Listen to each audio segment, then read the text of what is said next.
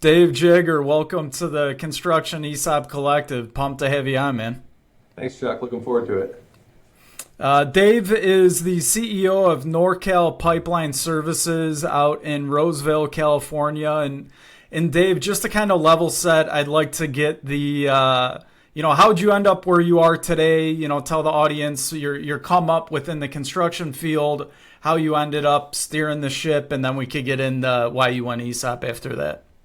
Yeah, I'm a third generation construction business owner in California. My grandfather started in the 50s, and then my dad bought him out in the 80s. And then I started NorCal in 2007 with my dad as business partners. And he kind of led the charge as the executive, and I was the face of the business out in the field, understanding the equipment and operational, getting things done, and also doing the sales part of it when it was just him and I at the beginning. Got it. And was was it something that through high school in the summer times you were working in the field and, college when you were back from school? What did that look like? Yeah, definitely. I mean, even my unwillingness to go to work was forced on me sometimes as a kid, right? I was more interested in school and sports and things like that. But any downtime, my dad and my grandfather both pushed me and my siblings out into the field and learning and being out there working with the guys. And so growing up, definitely had to do it. Spring break, Christmas break, there was no time off in those regards. Even if we weren't always the best workers on the team, we still had to show up and do the best that we could at that point in time in our lives. Yeah, 100%. And then just so we could kind of track like size of the company at that time when you started to get into it more seriously, what size were you guys from like a revenue and employee perspective? Yeah, so '07, I mean, it's just me and my dad, right? And you're doing, a couple, 10, 20, $30,000, right? And then it also happens to be right in the downturn of the economy. For people that are familiar with those 2007, 6, 7, 8 years, it was pretty rough there for a little bit. And I remember my dad looking at me and was like, "Are we gonna make it?" And and at that same time, he was transitioning out of the construction company he bought from my grandfather.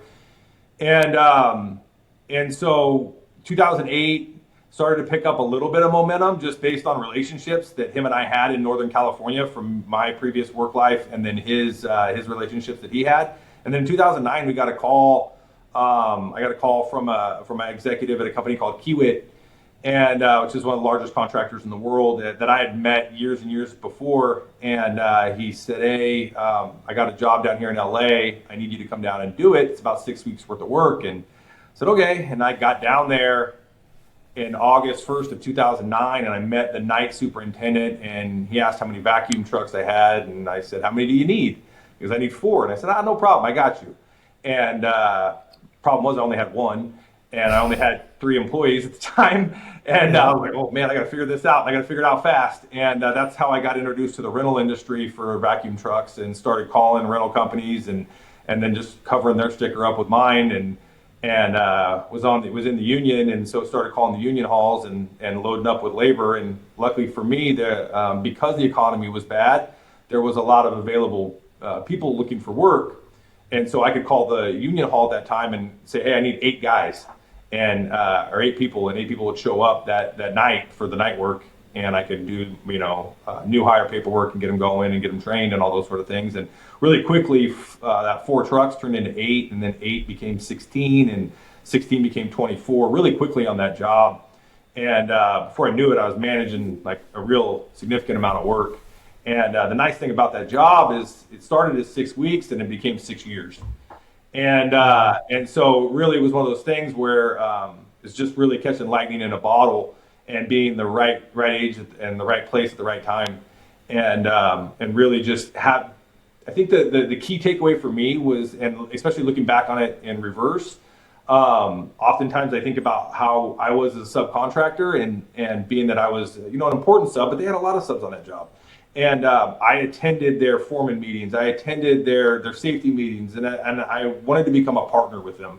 And I think that's something that we still try to push on our team today, even as the company's grown. When we peaked around 50, 60 employees on that job before we were all said and done. Now we have 225 employees, right? Wow. And so I try and impress upon the team, like, we need to partner with our customers. It's not just a transaction. It's taking their problem and making it ours. And I think that was really a difference maker, because a lot of my competitors, once they saw me on that job, started showing up on that job and trying to undercut me in pricing and all those kinds of things. And I get it, it's business. They're just trying to put their trucks to work in a down economy as well. And it's, it is what it is. It's dog eat dog. But I was lucky enough to have a lot of relationships. And because I made people's problems my problem and helped them solve their problems, it really changed the trajectory, I think, of the company at that moment in time. Wow. Okay. Yeah, that's awesome. And so you transacted ESOP, what, about a year and a half ago? Yeah. March of 2025. Okay. Yeah. And so tell me about that. What was the lead up? Because you're a younger guy, right? So it's when I'm talking to contractors, you're not old. Let's put it that way. I'm still young in my head, even though my nieces will tell me anything but. Right. It just I feel like a lot of people don't understand that ESOP is a really good avenue for people that aren't necessarily looking to call it quits in the next couple of years. So I'd love to hear what got ESOP on your radar, and then as a follow up to that, why did ESOP win out over maybe a strategic buyer or private equity? Yeah, ESOP landed on the radar because we were trying to get creative on avenues because as time went on, my dad and I are 20 years apart. And so the goals are different, given that he's in his 60s and I'm in my 40s. And so going back to like the COVID times, it was really his time to kind of take off and go travel and be retired, right? And enjoy that and be a grandpa and all those sort of things. And so then next became how do we do that? And so that's where ESOP kind of landed on the radar. But in my head, not knowing enough about ESOPs, and they're a little complex, and they're also they're not really out there. People don't really talk about it. And then also looking at it from my perspective, I was like, well, I'm still young and I'm hungry, and how do we do this? And then how do I create liquidity and security for my dad at the same time? Because fortunately for us, like I said, the company grew really fast. And within that became the problem of how do you cut my dad a check and say, hey, see you later. You just can't do it, right? It's just not feasible. And then, the company would be in trouble after that. And then, so basically what happened is we started looking at different avenues. In about 2014, I started getting approached for acquisition by private equity. Some of it was competitors. Some of it was just private equity groups that were looking to enter the infrastructure and the utility space. And I would always, I was humbled by it. I thought we started this company, and then all of a sudden within 7-8 years, people are knocking on our door saying, hey, let's buy it from you. And I always thought that was neat, and I was really honored that people even cared or could even realize what we had going on, because I was living in the moment and so stuck in my day to day and my week to week that somebody from a different state or a different part of the country or a different country, sometimes Canada, came down and were interested in buying what I was doing. And those offers, they came and went, and those meetings came and happened, and they would happen about every 6 months. Somebody new would knock on the door, and I would always go to dinner with them, and sometimes there was multiple dinners and multiple meetings over the course of months and years. And it just never felt right. It never felt like, yeah, this is it, because I always looked at it like they have their own me. They're probably not going to need me. And so what does that mean for me? And then I started asking them and working with accounting on what's this number sounds great on the surface, but what about taxes? And what happens with control and my ability, like I explained earlier about making a customer's problem my own. Sometimes, man, it wasn't always the most profitable thing. Sometimes I did things at cost in order to help move the problem along for the bigger picture. And those sort of things aren't going to happen when you sell out, most likely. And you're going to lose that control and that ability for me to call up and say, yeah, I got rental trucks, and here you go. I got them right now, and go pick them up, and fly guys all over the country to go get them to take care of your customers' problems. And I just felt like I would lose a lot of that. And then, the guys that helped get me to where I'm at, you can't do this on your own. And so you look at it and you go, hey, they already have me. They already have a COO or a safety person or somebody in the office doing payroll or a controller, all these different roles. And so for me, it just never felt right. It felt like they're going to come in and they're just going to buy my market, and then they're going to axe my team and maybe keep 10% of us. and it just never set with me. It just never like settled well with me. And so then it was like, okay, how do I get creative? And I just kind of kicked the tires on a feasibility study for an ESOP, and I was like, I'm probably not going to qualify, probably not big enough, and but we'll see. Give us a goal, and maybe it'll be something we can do. And I got a call back from the Menke group, and they were like, yeah, you qualify. What do you want to do? And I was like, okay, and let's talk this through and start negotiating this thing out. And it took us about 15 months, maybe a little less than that, to really put the whole program together and do the negotiations and all that kind of stuff. But honestly, it was a lot of work, but as it came out, and the more and more I learned about the ESOP and that world, it just felt right. It was one of those things where it just honestly felt like a win-win. It was an awesome opportunity for my dad to sunset, create liquidity, still have a little bit of chips on the table, because we didn't fully 100% ESOP, we did 49%. And then it was an opportunity for us to really kind of put our money where our mouth is. Everybody says, your business is family, or we all want to have an owner's mentality, but actually we were able to put shares in people's hands and say, here you go, and give them an opportunity to own something beyond just a 401k, and beyond just their paycheck. This is an opportunity for them to be an owner and create an opportunity for them to create some real wealth post retirement.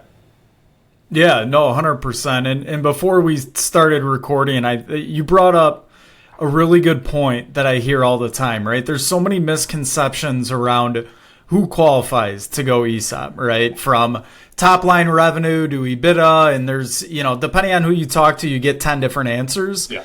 And so for a point of reference, when you guys transacted top line revenue, if you're comfortable sharing, whereabout were you, just so the audience could kind of get an idea. Top line revenue when we were looking at it would be in 24. Let's see. Last year we did 84. The year before that we did like 75. The year before that we were in the 60 million range. Sure. Yeah. So we've gone up about 10 million a year over the last few years. That's awesome. And so you brought up, you put your money where your mouth is, and now your employees that help you build the company, right? Construction, at the end of the day, your labor force is your business, right? Yeah. And so you built the company on their backs and you rewarded them now. But again, there's so much misinformation. What was the, hey guys and gals, you own the company now. What was the reaction, and what does it look like from when you transacted to now a little bit over a year and a half later? Yeah, Chuck, you get a mixed reaction, right? And I had been kind of coached to understand that coming in, that because I had asked that question to the Menke group, and I said, hey, just from your experience, like you launch this thing, what happens? And they're like, most of the time it's crickets. And that was kind of our experience. And the unique thing about NorCal and the Legacy Utility Group is that we operate not like a traditional construction company.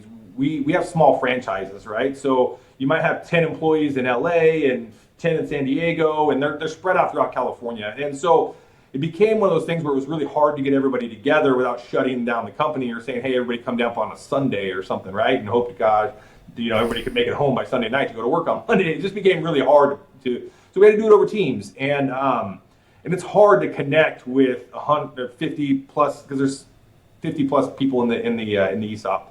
Over Teams and explain everything to them, and then you hand it over to the implementer team, and they're going over some high level financial stuff, and it's just a little intimidating. And I think everybody kind of looks at it and goes like, how does this impact me? So when I initially launched it, it was really quiet, and I had people in the group that I knew that if I called on them, they either A, had experience, or B, would ask questions. And so it went quiet for about 10 seconds, but I had my guys that have been with me for 10 plus years, and I'm like, I can ask him and say, hey, how are you feeling about this? And it's not going to look like I'm picking on them, and they're going to be honest with me because I called them out in front of everybody else in a good way and said, hey, tell me about it. So it was able to create a little bit of conversation. The other thing that I think was key was two things that we did. Was we created an email that was just ESOP at NorCal Pipe at that time, and basically people could email and it went directly to me. And it gave people an opportunity to ask their personal questions, like how much does this cost? Is this costing me anything? Like, what's going on? How is the business okay? Like, what are we doing here? Where are you? Are you retiring? Like, what's going on? All these different things, right? And this myriad of questions. The other thing we did, and we're still like working through, is just continuing conversation. So I created an open calendar to where people can just plug in and get a 15 to 30 minute meeting with me, depending on what they need, and they can ask their own personal questions, just like you and I are talking right now. So some people took advantage of that. The other one is every month we try and push out just a little bit of information, because I learned that some subliminal messaging, right, like some small stuff in a newsletter, or like highlighting some people making some decisions that really positively impacted the ESOP, right? Maybe it's a drive for fuel's a big thing for us right now because it's costing so much. And so we created an operational competition where people were trying to save fuel or save money on fuel. And so, highlighting the individuals that had the highest percentage of savings month over month, right? And then you say, hey, this helps, profitability, and it helps the bottom line, which helps us all with our share price and all those sort of things, and start tying things together. The last thing we did was started creating committees. And right now we have like our ESOP committee, and which makes I think there's about 6 people on that. And then we have a culture committee, and we have a safety committee. So start creating these different committees, and they all somehow funnel back indirectly or directly into the ESOP conversations, and start building things around that. Just keeping the conversation active, I think, is really important. Yeah. No, and that's, it's tough when you have people all throughout the state, and now you guys are branching into other parts of the country. So it's quite the task to kind of wrangle the troops, so to speak. And you mentioned, so 50, 60 people are in the ESOP plan. You got a couple hundred people. So it sounds like, you got maybe a union workforce, and maybe the union employees are outside of the ESOP. Is that correct? Yeah, that's where we had to figure out where to draw that line. And then we just figured it was complex with the multiple unions, and we just felt like that was probably the spot we had to draw. And it was tough. I would love to include everybody, but it just was one of those things with collective bargaining agreements and the way they change, all the time. It just didn't seem like it was the right place to be included. Unfortunately, I would love to include the team that's out there in the field every day, but it just wasn't in the cards. Yeah, it's tough. I mean, I sit in Chicago. Chicago's a huge union contractor area, and so I think the unions are coming around to it slowly but surely. But I mean, how you transacted is I would say more the norm, right? People that get the unions inside the ESOP, can it be done? Absolutely, but that's it's slow but surely coming along. Was that tough? That piece of the education to employees, the saying, hey, we got this team that's part of the ESOP and this team that isn't. How did you kind of navigate that? Yeah, it was hard because the cool thing about the ESOP community is that as soon as we announced, my LinkedIn got flooded with like contractors. I have a pretty decent following on LinkedIn of people, and like I'm always adding people. I just think it's important to network and talk to people, and you never know who's got, like, that's how we met. And yep. And so I got like a lot of like ESOP companies and some people within their companies at varying levels that reached out, and some of them were local. And so there's a handful of local ESOP contractors here in Northern California. And I connected with one of their teammates, and I asked him, I asked him that question, and I said, hey, where'd you guys draw the line, and how was that received? And he said it was tough. It was tough on the guys that had been there a long time, that were in the field. But what they used it for is they were careful how they worded things, and instead of saying, hey, we're 100% ESOP and those sort of things, because 100% of the employees don't own it, there's a percentage of the field employees that don't.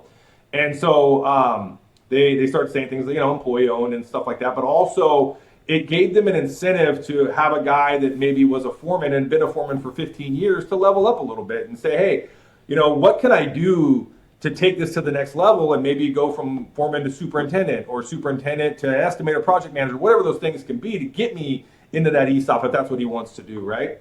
And so I was like, okay, so that's kind of been our approach, is like, hey, guys, we had to draw a line somewhere, and most of our guys are pretty understanding of that, and they get it.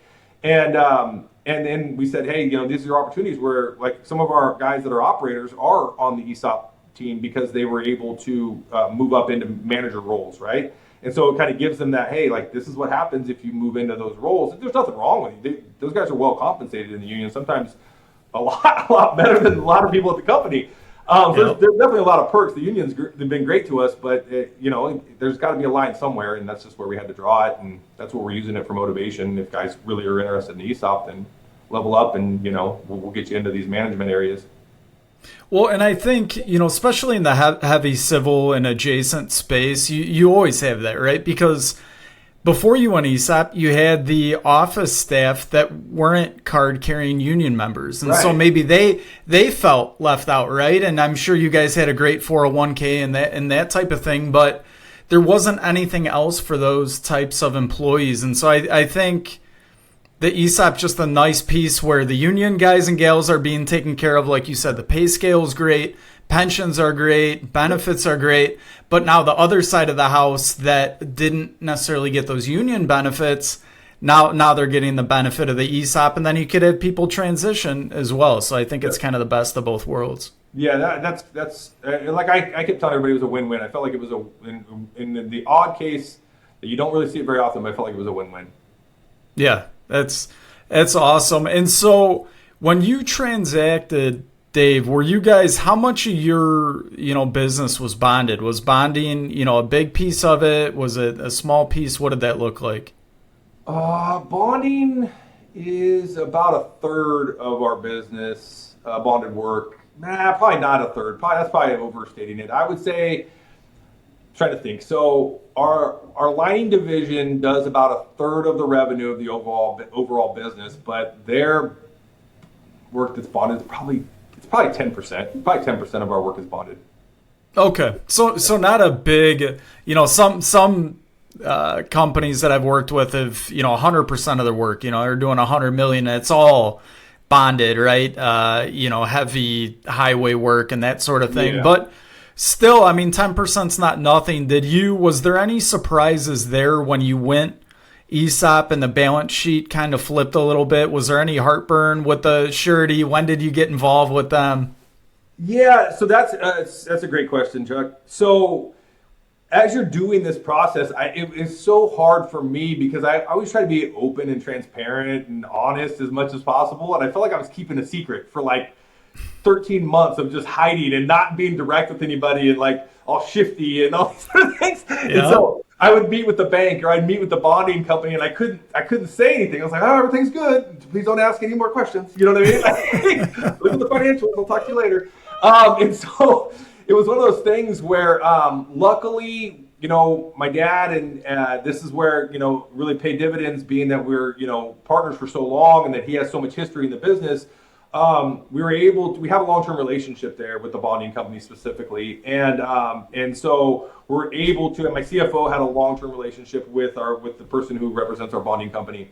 And so because we've done business for so long, it was a little easier and a little bit more, I think, open and trusting and these sort of things to where you could have that conversation. I didn't include anybody until we got to from a banking and bonding perspective, until the last 30 to 45 days, because I didn't know, maybe 60 days, something like that, because I wanted to make sure things went through. I didn't want to create a fire alarm where there didn't need to be one. And so, sure. And I didn't know how long the negotiation was going to take with the final price and everything. And so I didn't want to have this thing linger for 6, 7, 8 months if we were going to keep going this back and forth and trying to figure out what the final number was going to land on. So I wanted to make sure that I had our ducks in a row and that we had numbers and we had everything we could lay out in front of them, finishing out a fiscal year and all that sort of stuff. So we could really, really be well prepared for the conversation with bank and bonding. Sure. No, that makes sense. And it's a long-term relationship. So as long as you got that continuity there, in the surety industry, in the last 5 to 7 years, I'd say they've come around to the ESOP world a lot more. A third of all ESOPs are contractors. Yeah. So there's about 6,500 ESOPs in the country. You got a third of those are contractors, and it's growing, right? I'm going to do a LinkedIn post probably this week that upwards, you factor in some people are only 10, 20%, but there's close to 75 ESOP contractors on the ENR top 400. Yeah. So it's not a fly-by-night structure. It's there's some horsepower to it, and in a couple minutes we'll get into what you're doing to kind of further your growth with the power of the ESOP. But yeah, surety I think is largely solved as long as it's explained and you have a service team that understands it. So now you have, you got Legacy, you got Guardian Traffic Solutions. Can you talk about kind of what you're doing now with getting other entities under the NorCal kind of, parent company and what the plan is there and how the ESOP is helping or hindering you in that effort? Yeah, so you alluded to Guardian. We also have JVAC and we have ECS, which is a company we purchased last year out of Texas. And so basically, when we transacted the ESOP, I had wanted to expand outside of California, and my dad wanted to retire. And so I had already built Guardian, which was a traffic control company I had built on the side, and I'd already built JVAC, which is an IBEW vacuum truck company on the side.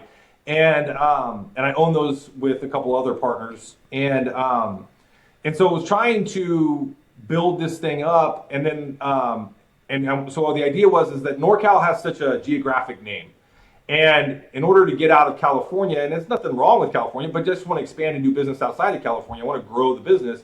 I had to come up with an idea and a name and a holding company, so that's what we transacted as the ESOP. It's called the Legacy Utility Group, and so at the top of everything is Legacy, and then the individual companies all feed up into the ESOP.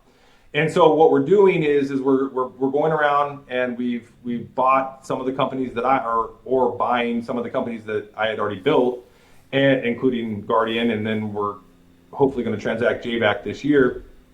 We went out and purchased ECS. We vetted the guys over there at ECS for about 2 years, maybe about 18 months before, and the idea was we wanted to get into Texas. And we knew we couldn't take the California name and move over to Texas, or people would be like, we're not using those guys, they don't really like us out there. And so it was like, okay, let's figure out how to bring this in and make sure these guys check the boxes from core value perspective and reputation and all that kind of stuff. And then it was important to us that we found an owner that wanted to stay on, which we were able to do that as well with Michael over there at ECS. And so basically what we're trying to do is extend what I call the smiley face and go from Sacramento to the Carolinas. And we're trying to be strategic and finding partners that are looking for either an exit strategy, or what was nice for us is that because I was an operator in the field, I kind of understand like their perspective a lot of times. I'm not every time, but a lot of times I can understand it because I grew up in the field. I grew up doing it. I can run the trucks. I've done it. I've done the long days. I've done the long drives. I've done all those things. And so the idea is that all those guys like Michael at ECS are getting approached for acquisition from these private equity groups that they don't connect with, and it's the similar problem that I had. And so what I want to do is, and this is what we told the team at ECS, is that what we would like to do is bring in our infrastructure, the things we've already done, whether it's daily billing on an electronic tablet, the safety stuff that we can bring to the table, the fleet, the banking, the bonding, the financing, all those things that HR, all those things that maybe they don't want to do, and they just want to build their business. And so we've kept the name, we've kept the team, and all we wanted to do was let's just take stuff off your plate and allow you to run. And then the nice thing with the ESOP is it creates an opportunity for people to still get a piece of ownership. So Michael's still gaining ownership, even though he quote unquote sold ECS, using him as the example, he's now gaining ownership while he's at this new company, right? And he's also gaining share price, going up because there's other entities that are feeding it. So it's not just ECS. He now owns, part of NorCal and part of JVAC and part of Guardian. And so all these different entities that we have, he can be a part of all of them. That's awesome. He's positively impacted all of them, to be honest. He's his team has created opportunities for Guardian and created opportunities for JVAC. And so it's been kind of nice when you start finding like people, you can start bringing together resources and hey, teach me some of the things you did, and I'll teach you some of the things I did, and work together. It's been really nice. Right. Well, you're combining forces, right? Yeah. So you're getting all that mind sharing, and obviously a new market for you. You guys are bringing different perspective that they didn't have otherwise.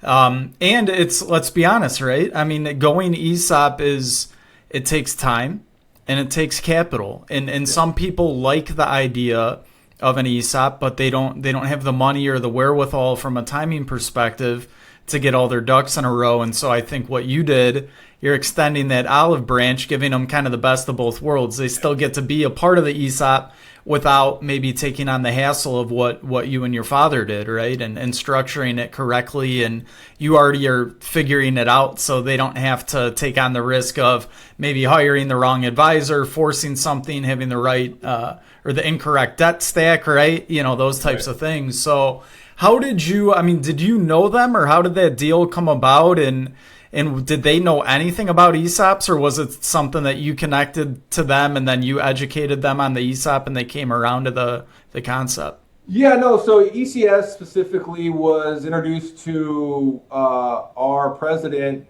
Nick, through a person we buy equipment from. And I've had a relationship with this individual back to when I was renting trucks 20-ish years ago. And so him and I have been friends for a long time, and he obviously knows my president and stuff, and we work a lot together. And he kind of knows some of the inner workings and what we're trying to accomplish. And then being that he's in the industry, he knew that the guys at ECS didn't really have like that transition plan, and we're kind of like, okay, we've kind of topped out. Like, what's next for us? How do I get out of here? What do I do, right? And then the selling component never made sense to him. He had the same. Our conversations were so similar when we met and talked in terms of like why private equity just didn't make sense for him or I. We just didn't connect. And him and I did, but him and private equity and me and private equity just didn't connect. Yeah. And so he was looking for something that made sense, and he did have some experience or some ideas about ESOP. He was familiar with it.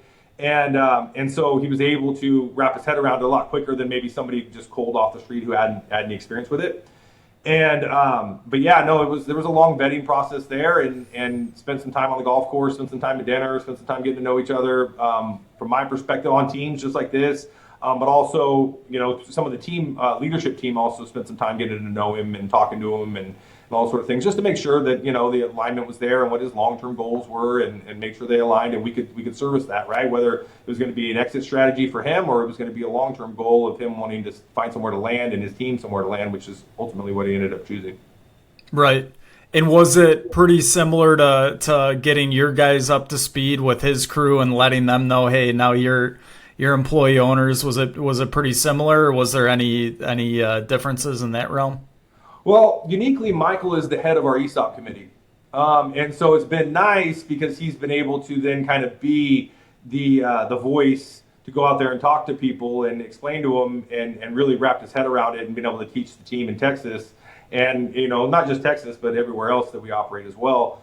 But yeah, we've kind of had the same approach. We've all kind of been doing this together. So we transacted it with the ESOP March of 25. We transacted ECS December of 25.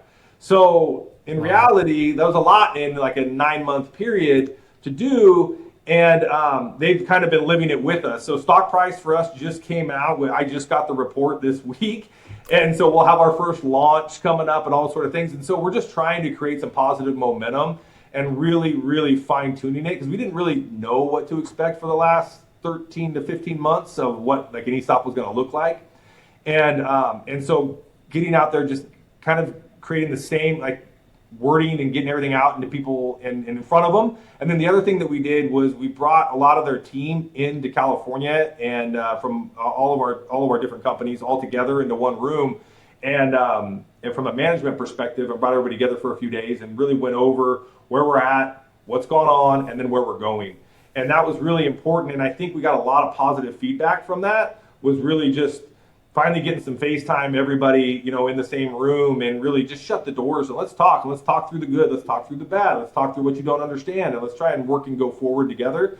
And it's been because it created a lot of confusion when you transact an ESOP. You have some changes in leadership, and then on top of it, you have a new company, right? And then we bring in Guardian. We brought in Guardian like 2 months later, and it's like we're doing all these acquisitions and all these different locations, and then we opened an office this year in Texas, and everyone's like, what is going on? Like, it's happening so fast.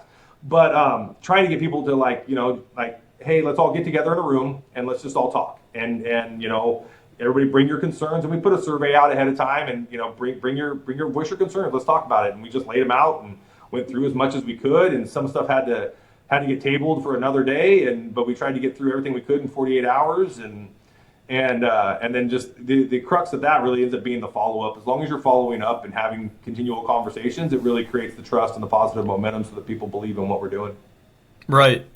And so that first acquisition's pretty quick, right? From when you transacted. Yeah. And you're in a capital intensive business. So how did you manage? You have a new debt stack that you didn't have pre-ESOP. Then you had to pony up some money to make an acquisition. You're growing, right? I'm sure you were still hiring people and getting new equipment and so on and so forth. So how did you manage that? And was, is your CFO now bald? Like what did that look like? How did you guys manage that? Because that's a lot. It is a lot. It's you have to be intentional and you have to be smart with your decisions. We leaned on our vendors. We were able. The big thing that we have right now is a really good banking relationship. It's been really, really helpful. We have a team of people that we work with at Avid Bank that have been just fantastic. They're familiar with ESOPs, and they've been great to work with, and they've really been helpful in helping us understand. We've been honest and open, and it's been a good team, and it's really, really important that for growing the business that we surround ourselves with the right team, and been lucky enough to do that with them. 100%. That's awesome. And you guys are, an EOS contractor. Yeah. And so I'd like for you to kind of share, you were EOS prior to doing the ESOP, correct? Yeah, we were EOS. We've been EOS for now 2 years. Okay. So, geez, Dave, you've taken on, when you go, apparently. You just go full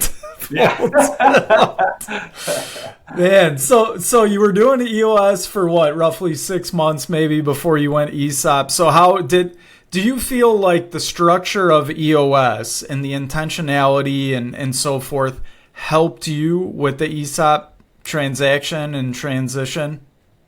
Yeah, Chuck, EOS has been super helpful.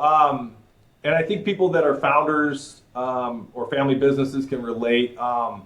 A lot of times I found me and my dad were working on the same things, just differently.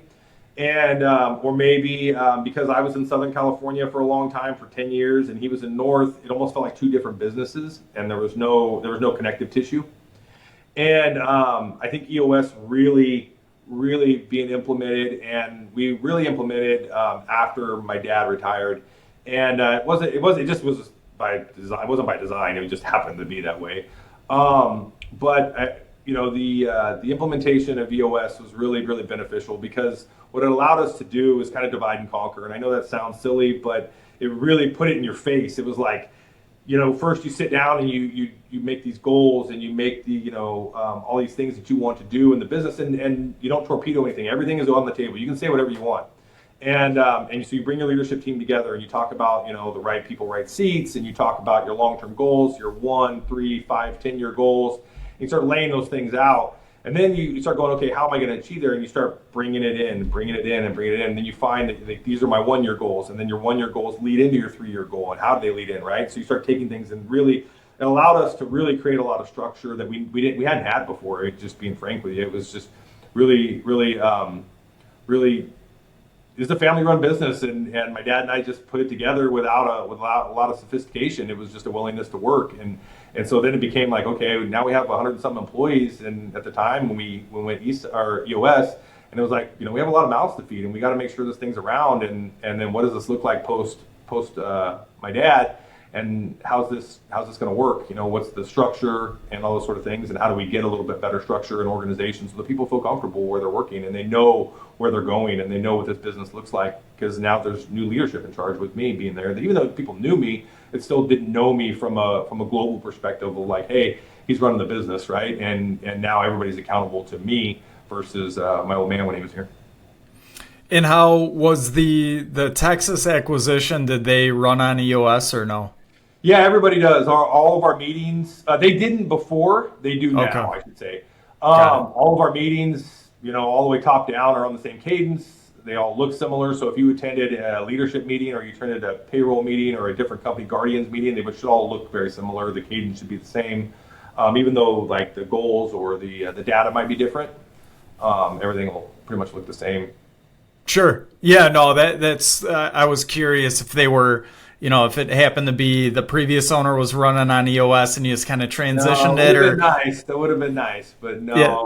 no, he wasn't. But he's really owned it though. His partner, he's really taking it on. So the whole team has, to be honest with you. We've got a good implementer. Our implementer happens to be on our board now.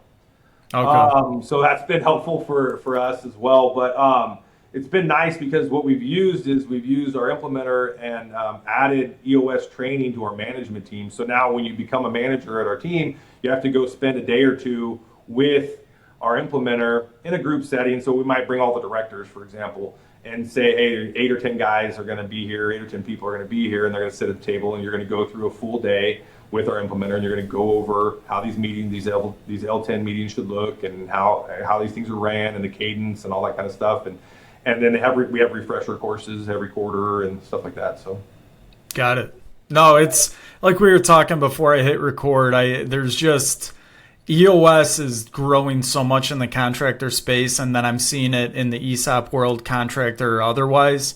And I just think there's so much similarity with the structure and having the board and governance and a mission and a plan, a 5, 10, 15-year plan, that I think it's a match made in heaven for the people that have the wherewithal to take it on, because it's a big lift.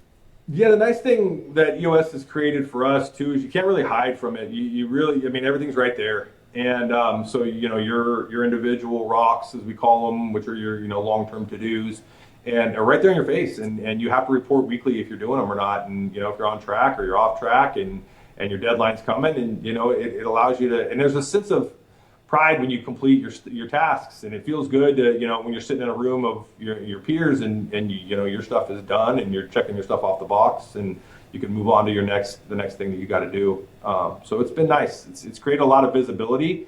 The nice thing for us is that it created transparency and visibility for me, so I can see down farther if I really want to get in the weeds. I try not to, but I can drill down into down to other people's meetings if I want. I can drill down into other people, other groups, data and all those sort of things if I want to. I don't. I usually, because it all ties in and bubbles up, right? So you kind of know, and then we have a team of people that'll highlight the things that need to be brought to attention and stuff like that. But it really has been a transformative tool for our company. And how? So I found out about you from the Menke podcast, and those guys are just great advisors, and their podcast is great. Hopefully I could grow this to half as good as what they're doing. But if I remember from your episode correctly, you did kind of a 10-year note. You're hoping to get it paid off in 6 or 7 years. Yeah, that's the goal. I mean, it's aggressive. We'll see. It's the goal. It's hopeful, but we'll see. It's tough because you have all these unforeseen things. Whether it's fuel prices, which has negatively impacted the bottom line for us this year a lot, really impacts our business a lot because we have big trucks and they run a lot of fuel every day. So those are things. It's all money that you don't budget for because you don't know that the price of fuel is going to double. Yeah. So those things it's cash gone.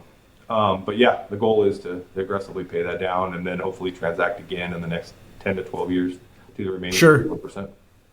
Well, and it's, can you speak to one of the biggest benefits to ESOP is the tax-free income on the ESOP portion, right? So is that, I'm assuming that's helped substantially on the debt service as well as maybe enabling you to make those acquisitions as well as maybe get more creative on the hiring. I'd like to drill in on what that looks like for you guys.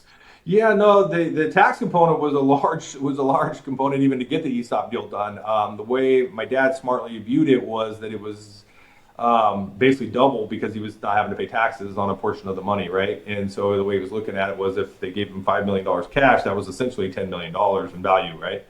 And so no, the tax savings has definitely been nice.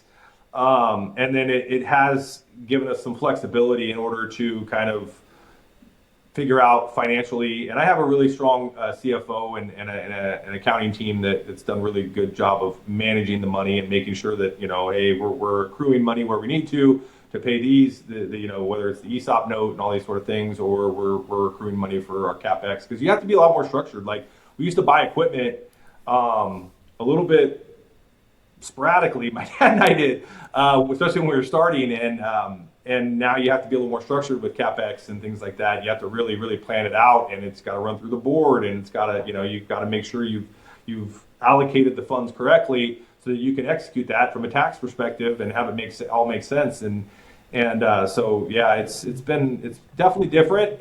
But it's all good. It's part of it. If you really want to grow, you got to change it up. You can't do the same thing every time. 100%.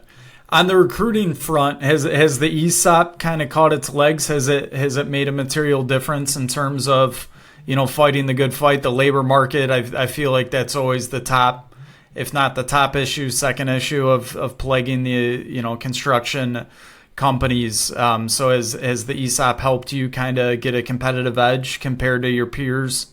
Yeah, I think so. We've had people that have been approached on our team that have been asked to leave, right? And they've said that they like to stay because they're part owner now and they really want to see this thing through. And then on the flip side, we've used it to be strategic in hiring and talking. We're still building out more material to really push it. So we built out some videos that are part of the new hire process and recruiting videos and things like that. And then we've built out some material as well that we've used for our Indeed ads and things like that, letting people know that hey, you can be an owner where you work and why that matters. The next thing I think I'd like to see is figure out drill that down a little bit and show them the money earned, right? It doesn't cost them anything. They're not paying for it directly. And so the business, hey, leaving for $5 an hour or leaving for an extra $5,000 in reality might sound great for a year, but the reality is that this is what you're giving up, right? And helping people wrap their head around it. I think getting our share price out and getting the committees built and those sort of things will start to allow that to kind of snowball in there and then build that stuff out and have that stuff for everybody to see. So once you do it once, it just really starts to repeat. It becomes easily repeatable, right? And you start showing people those things and it becomes one of those things where everybody sees it and create positive momentum out of it. Yeah, 100%. I think you hit the nail on the head, right? People, especially on the younger side, will jump ship for, a couple bucks an hour, what have you. But if you look at, especially if they're younger, the power of the ESOP 25, 30 years down the road, it's like you're going to have a few $1,000,000 probably, if not more. Yeah. And then if you divide that by 30 years, that's going to come out way ahead of that $5 extra an hour. And so I think, the communication's hard, though. I know when I was 20, someone threw extra money at me. I probably wasn't thinking, oh, what am I going to do in retirement? But it's such a good competitive advantage, especially in the construction space. Yeah, I agree. The board, what is the board makeup, and how'd you set it up to start, and has it changed the year and a half in? Yeah, so the board right now is me, my dad, being that we're 51% owners, and then our chairman of the board is our ESOP, our EOS implementer. His name's Craig Hetrick. Right now, that's the dynamic. We are adding a fourth board member. We have until March of 2027. Sorry, I was looking at the calendar. March of 2027 to add a fourth board member that's a completely independent. Craig doesn't qualify because he works with us as a consultant as well. Sure. But Craig is, a former CEO, and so he brings a lot of different experience.